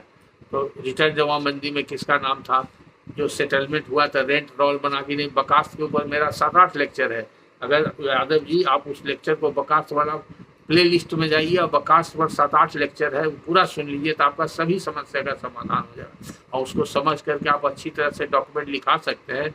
या जो डीड राइटर या कातिब के पास आप जाइएगा लिखाने के लिए, वो आपको हमारा लेक्चर सुना दीजिएगा तो समझ के अच्छी तरह से लिख सकता है। और नहीं तो आप किसी वकील से, स्थानीय वकील से मिल के अपना सेल डीड लिखवाइए तो ज़्यादा अच्छा रहेगा। तो रसीद अप टू डेट कट रहा है, ये बहुत बड़ा प्रमाण है कि जमींदारी उन्मूलन के भी 70 साल हो गया। तो तो 70 साल से अगर रसीद कट रहा है लगातार तो रईती माना जाएगा। उसके लिए सरकार का दिशा निर्देश भी आया है 2014 में और 2011 में संकल्प पत्र है, तो उसकी मान्यता है। अगर डिस्प्यूट होगा तो आपको एक DCLR के आवेदन देना होगा, वो कहेगा रईतीकरण कराइए। ऐसा आजकल देखा जा रहा है, हालांकि भी गलत है हमारे हिसाब। उसको मानना है कि रईती हो गया, रसीद कट रहा है तो रईती, इसलिए आप परचेज कीजिए, परचेज करने में कोई दिक्कत नहीं। और म्यूटेशन में कहना मुश्किल है CO को कितना जानकारी है। अगर पहले से रसीद कट रहा है और जिस व्यक्ति का रसीद कट रहा है उसका म्यूटेशन ऑर्डर आपके पास है या उसके पास है तो उससे मांग लीजिए, ज़्यादा अच्छा है। अगर वो नहीं है तो उसका रजिस्टर्ड 2 होगा, वो निकाल लीजिए तो ज़्यादा अच्छा है। अगर वो भी नहीं है तो लेटेस्ट रेंट रिसीप्ट लगा करके और सेल डीड लगा करके आप म्यूटेशन फाइल कीजिए, आपका म्यूटेशन हो जाएगा। अगर वो म्यूटेशन नहीं करेगा तो आप DCLR के यहाँ अपील कर दीजिएगा, अपील से आपका अलाउ हो जाएगा। ये प्रश्न आपका कंप्लीट हो जाता है उपेंद्र यादव जी।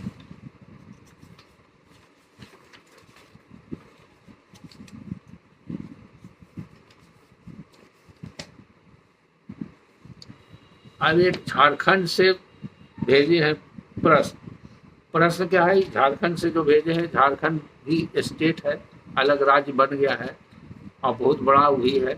कौन जिला से कौन स्थान से कुछ नहीं लिखे हैं, क्या नाम है ये भी नहीं लिखे हैं। जब नाम ही नहीं लिखे हैं तो क्या करते हैं ये भी नहीं लिखे। और इन्होंने एक फ़ोटो कॉपी भेजा है व्हाट्सएप पर। आप लोग को बराबर कहते हैं कि उस तरह का फ़ोटो कॉपी नहीं भेजिए, पढ़ने में बहुत डिफ़िकल्टी होती है। अगर प्रिंट निकालते हैं तो प्रिंट निकालने पर भी ब्लैक आ जाता है, वो भी पढ़ना बहुत मुश्किल है, हमारा समय बहुत बर्बाद होता है। और उस फोटो को देख करके आप हमसे पूछें कि क्या डॉक्यूमेंट है और मार्गदर्शन मांगते हैं, तो ऐसे क्या मार्गदर्शन दिया जाए, सब इसी तरह से प्रश्न करते हैं। और तब हमने आपको व्हाट्सएप पर ही जवाब दिया था कि अगर आपको विशेष जानकारी लेना है किसी डॉक्यूमेंट के बारे में तो आपको आ कर के मिलना चाहिए, और उस रिप्लाई से आप संतुष्ट नहीं हुए। उसके बाद आपने हमसे न कोई समय लिया और न आकर के मिलने का प्रयास किया। तो आइंदे से अगर इस तरह का कोई डॉक्यूमेंट दिखाना होगा और डॉक्यूमेंट दिखा करके कोई राय लेना होगा तो आपको हमसे समय दे करके आना पड़ेगा। और जब आइएगा, जैसे कुछ लोग मेरा वीडियो सुन के आ जाते हैं, कुछ दिन पहले की बात है, कोडरमा से रात के 8 बजे 2 व्यक्ति आ गए और राय लेने के लिए आए। अब कोई पैसा लेकर के नहीं आए, बोले कि हम तो पैसा लेकर नहीं आए हैं, हमको मालूम ही नहीं था कि राय लेने का 16,000 फीस लगता है। और मेरा 4 घंटा समय लिए, यहाँ से 12 बजे रात को गए, क्योंकि 12 बजे 4 घंटा उनके साथ समय दिए, उनके पास पैसा ही नहीं था तो हम कैसे ज़बरदस्ती उनसे करते। तो उन्होंने कहा कि सर कुछ पैसा मेरे पास है तो कुछ हम अकाउंट से निकाल करके देंगे। हम कहा ठीक है, अकाउंट से निकाल करके दीजिए। तो 12 बजे रात के यहाँ से गए, वर्षा होने लगी, लौट के नहीं आए। तो उनके पास पॉकेट में 4,000 रुपया था, रख करके चले गए। उसके बाद आज तक नहीं आए। कुछ लोग बाहर से चले आते हैं, बहुत दूर से चले आते हैं और उनको जानकारी नहीं रहती है तो बोलते हैं कि सर राय लेने का भी फीस लगता है, इतना अनजान बन जाते हैं। तो हम लोग का ये काम है पेपर देखना, पेपर पढ़ना, कानून पढ़ना और देख करके अगर आपके समस्या का समाधान करना। तो ये जो समय देते हैं, बताते हैं, उसी का फीस होता है राय लेने का। उसी को कंसल्टेशन फीस बोलते हैं या कॉन्फ्रेंस फी बोलते हैं या डिस्कशन फी बोलते हैं या लीगल। तो आजकल बहुत से लोग दूर दूर से बाहर वाले लोग भी राय लेते हैं, जो ऑनलाइन कहते हैं, तो ऑनलाइन उन लोग अकाउंट में ट्रांसफ़र कर देते हैं और पेपर सब भेज देते हैं।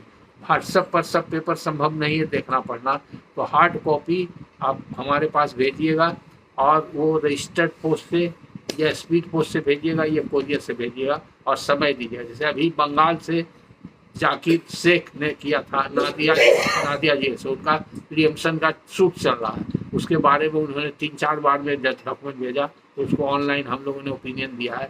फिर उन्होंने हमसे समय दिया है कि हम आएंगे आपसे जवाब बनाने के लिए। नाडिया में जो वकील उनके काम करते हैं वो उस प्रियम्पशन को उतना जानकार नहीं। तो इसीलिए आप सभी से अनुरोध है, खास करके जो बिहार प्रांत से बाहर के श्रोता हैं वो लोग ऐसा डॉक्यूमेंट नहीं भेजें, और डॉक्यूमेंट अगर भेजें तो वो व्हाट्सएप पर नहीं भेजें जो पढ़ने लायक नहीं हो। फिर भी हमने बहुत कोशिश किया है, आपका प्रश्न हम पहले पढ़ते हैं और जो आप डॉक्यूमेंट भेजें उसके बारे में हम बताते हैं।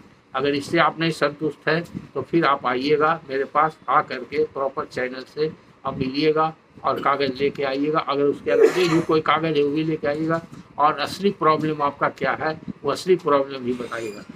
सर ये मेरा ज़मीन का ओल्ड पेपर है, बट पता नहीं किस चीज़ का पेपर। आप जो फोटो भेजे आपको पता नहीं है और सीधे लिखे प्लीज हेल्प मी, तो इसमें क्या हेल्प करें? आप आगे बढ़ते कुछ जानते थे ना, हेल्प करते। फिर उसके बाद लिखते हैं मेरे पास सेल डीड है। अब कौन सा सेल डीड है, किसका सेल डीड है, ये कुछ सेल डीड भी नहीं भेजे हैं, तो हम क्या समझेंगे? हम तो कोई अगम निगम जानने वाले भगवान नहीं कि भविष्य वक्ता है कि आप बता देंगे इतना। इस तरह से आप क्यों प्रश्न करते हैं? उसके बाद लिखते हैं इनके कुछ है सर, इनके एनडीए कुछ है सर। एनडीए कैसे, ना हिंदी है ना अंग्रेजी है, आप या तो हिंदी में लिखिए, रोमन में भी लिखते हैं तो सही नहीं लिखते हैं। एनडीए कुछ है सर, एनडीए का मतलब क्या हुआ? नंदे कुछ है सर। कि दूसरा क्वेश्चन है, क्या लिखे हैं सर? कि पहले जब जमींदारी प्रथा थी और मनोहारी रसीद कटता था तो उसके बाद रजिस्टर 2 पर नाम आकर म्यूटेशन कैसे होता था? आप लॉ के स्टूडेंट हैं, क्या जरूरत है आपको कैसे होता था जानने का? आपका अपना प्रॉब्लम है, मार्गदर्शन कीजिए। तो पहले तो आप जमींदारी प्रथा वाला जमीन का ओल्ड पेपर भेजे हैं, वो पढ़ने लायक नहीं है। दूसरा लिखे हैं कि हमारे पास सेल डीड है, वो भेजे ही नहीं है। अब तीसरा चीज़ भेजते हैं कि जमींदारी प्रथा थी, तो आप हमारा लेक्चर पूरा सुनिए, एवोल्यूशन ऑफ जमींदारी पर हमारा वीडियो लेक्चर है 2 घंटा 40 मिनट का। उसमें बिहार का पूरा कानून, एवोल्यूशन ऑफ जमींदारी सब के बारे में लिखा हुआ है। अगर आपके पास समय है, आप डिफेंस में हैं, सर्विस में हैं, तो जहाँ पर रहते हैं आपके पास बहुत समय है, जिसमें फ्री टाइम रहते हैं, दूसरा रेडियो गाना सुनते हैं, तो उससे अच्छा वीडियो सुनिए, आपका पूरा ज्ञान वर्धन हो जाएगा। तो जमींदारी प्रथा थी और मालगाड़ी रसीद इकट्ठा था, तो उसका बाद में रजिस्टर 2 पर नाम अगर म्यूटेशन कैसे होता था। तो देखिए म्यूटेशन पर भी मेरा लेक्चर है, म्यूटेशन एक्ट पर भी लेक्चर है, 4-5 लेक्चर, वो भी सुनिए। म्यूटेशन तब होता है जब एक व्यक्ति जिसका नाम रजिस्टर 2 में चढ़ा हुआ है वो मर जाता है, तो उसके बाल बच्चा का म्यूटेशन। या जो व्यक्ति रजिस्टर 2 में नाम है वो व्यक्ति किसी को गिफ्ट कर देता है या बेच देता है, तो गिफ्ट और सेल के आधार पर दूसरा व्यक्ति जा करके आवेदन देता है, तब म्यूटेशन होता है। अगर आप जमींदारी के समय से मालगुजारी रसीद कटता था तो उसका रजिस्टर 2 पर नाम आने का कारण था कि जमींदार लोग रिटर्न जमाबंदी देता था, और रिटर्न जमाबंदी में जिस रैयत का नाम देता था उस रैयत का नाम रजिस्टर 2 में चढ़ जाता था उसके आधार पर, और रजिस्टर 2 में चढ़ा हुआ रहता था तो चलते रहता था, फिर उसके बाल बच्चा का चढ़ते रहा, फिर जिसको बेचा उसको चढ़ते रहा। तो यही तरीका था म्यूटेशन होने का। फिर आप लिखते हैं खुद आ जाता था या म्यूटेशन करवाना पड़ता था। म्यूटेशन खुद नहीं होता है, म्यूटेशन करवाना पड़ता है। जो रैयत का नाम चढ़ा हुआ है अगर वो मर गया तो उसका बाल बच्चा दरखास्त देगा, जिसको हक हकीकत मिला वो दरखास्त देगा म्यूटेशन का, तब होगा। अगर बेच दिया तो खरीदार देगा, अगर बख्शिश कर दिया तो बख्शिशदार देगा, तब म्यूटेशन होगा। फिर खाली आप लिखते हैं प्लीज हेल्प मी सर, ऐसे थोड़े होता है, क्या हेल्प करें? आप अगर दिए हैं उसमें प्रॉब्लम हुआ है तब हम हेल्प कर सकते हैं। एक ये भी है सर, एक ये भी सर, आप बराबर प्रश्न बढ़ाते जा रहे हैं। उसके बाद लिखते हैं फिर मेरी पुश्तैनी ज़मीन है सर, मेरी डिफेंस में जॉब करता हूँ। डिफेंस में जॉब करते हैं, कहाँ तक पढ़े हैं, कहाँ रहते हैं, क्या करते हैं, ये आप कैसे समझिएगा? आप कानून के बारीकी बिंदु समझाएंगे सर। इसका भूमि माफिया लोग फ़ायदा उठा कर परिवार को परेशान कर रहा है, तो हमको क्या पता क्या परेशान कर रहा है? भूमि माफिया है और परिवार को परेशान कर रहा है, तो हमको भविष्य वक्ता है कि हम समझ रहे हैं कि क्या परेशान कर रहा है। हम वकील हैं तो कानूनी बिंदु पर बात करेंगे। आपको कौन केस कर दिया, आपका ज़मीन कोई हड़प लिया, कब्जा कर दिया, कौन केस करना है, या कोई दावा कर दिया, कोई आप पर केस कर दिया, तब उसके बाद बता सकते हैं। परेशान कर रहा है, क्या कर रहा है परेशान, उससे क्या मतलब है और उसका क्या जवाब देंगे कानून? परेशान कर रहा है तो आप डिफेंस में हैं, तो आप वहाँ से अपने कमांडेंट को कंप्लेंट कीजिए, और कमांडेंट है जो वहाँ के जिला को और एसपी को, जिला मजिस्ट्रेट को और सुप्रिंटेंडेंट ऑफ पुलिस को करेगा। डिफेंस पर्सन के लिए तो बहुत व्यवस्था है और तुरंत एक्शन हो जाएगा। जो भू माफिया लोग करता है उसको पकड़ धकड़ के जो भी करता है, आप अपना कंप्लेंट लिखिए बजाते, अपने कमांडिंग ऑफिसर के थ्रू भेजिए वो कंप्लेंट, अपने कमांडेंट ऑफिसर से इमीडिएट आपको जो जेसीयू है उससे मिलिए, और जो चीफ कमांडिंग ऑफिसर है उसको अप्लीकेशन दीजिए जो जो प्रॉब्लम है, और वो वहाँ से सीधे जिला के, जिस जिला में आप हैं वहाँ के डिस्ट्रिक्ट मजिस्ट्रेट को और वहाँ के एसपी को भेज देगा, तुरंत एक्शन हो जाएगा, आप घबराइए नहीं। इस तरह का प्रश्न वैसा ही प्रश्न के इस तरह का प्रॉब्लम का मार्गदर्शन यही है, आप अपने प्रॉपर चैनल से कंप्लेंट कीजिए। आपको वकील के यहाँ अभी जाने का जरूरत नहीं, जो प्रश्न पूछ रहे हैं आपका सब खाम ख्याली है और आपके दिमाग से, आपके नॉलेज से, आपके ज्ञान से ऊपर की चीज़ है।